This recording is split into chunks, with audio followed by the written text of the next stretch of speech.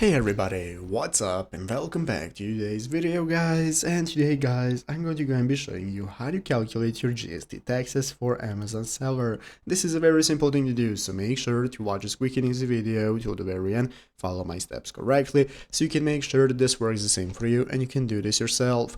But yeah guys, let's get straight into it. So first things first, we're going to go and be opening up the official Seller Central right here, Amazon Seller Central. sellercentral.amazon.com is the main URL that you want to open up. So once you have opened it up, you'll be greeted by the main page right here. This is going to be the home page. In this home page, we can get started. In the upper right corner, we can get started logging into our account. If you do not already have one, what you can do is get started creating one. So click the sign up button, create your account, and once you have gotten your Amazon seller account, we can get started logging in. So once you're logged into your account from which you want to file your GST taxes, you're going to be greeted by this dashboard right here where we can manage our catalog, inventory, our store settings, and so on.